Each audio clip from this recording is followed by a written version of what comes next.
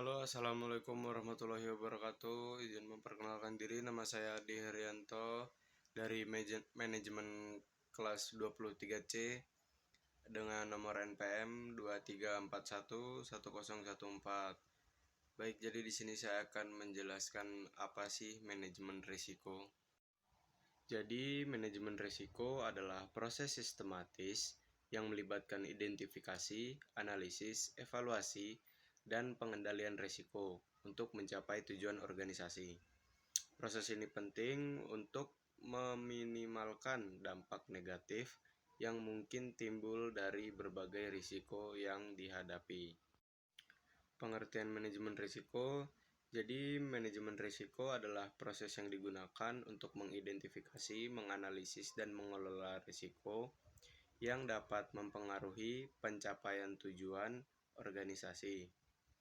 Risiko dapat berasal dari berbagai sumber, termasuk lingkungan eksternal, operasional, keuangan, teknologi, dan faktor manusia.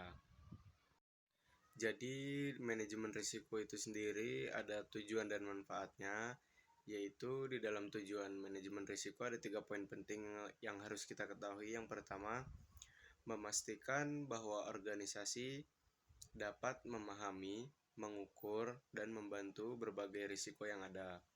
Yang kedua, mengembangkan kebijakan untuk mengendalikan risiko dan meminimalkan kerugian. Dan yang ketiga, menciptakan lingkungan kerja yang aman dan sehat bagi pegawai dan pemangku kepentingan lainnya. Manfaat manajemen risiko. Yang pertama, mengurangi dampak negatif dari peristiwa yang tidak diinginkan. Yang kedua, melindungi aset organisasi, termasuk manusia, properti, dan reputasi.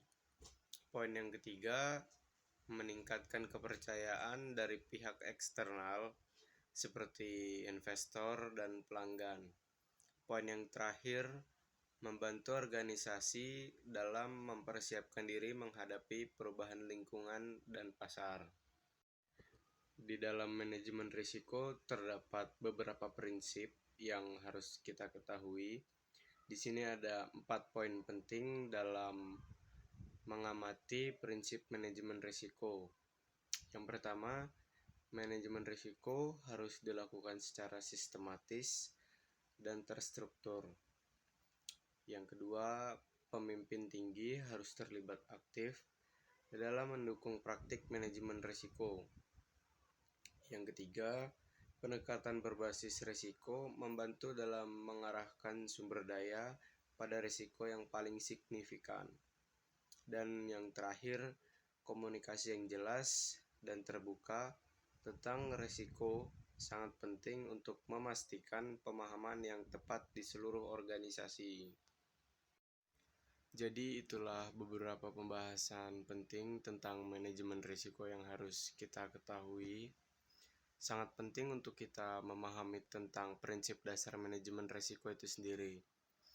Jika ada kata yang kurang dan kesalahan dalam penyampaian pernyataan tugas tersebut, saya minta maaf dan saya akhiri. Wabillahi taufiq wal hidayah. Wassalamualaikum warahmatullahi wabarakatuh.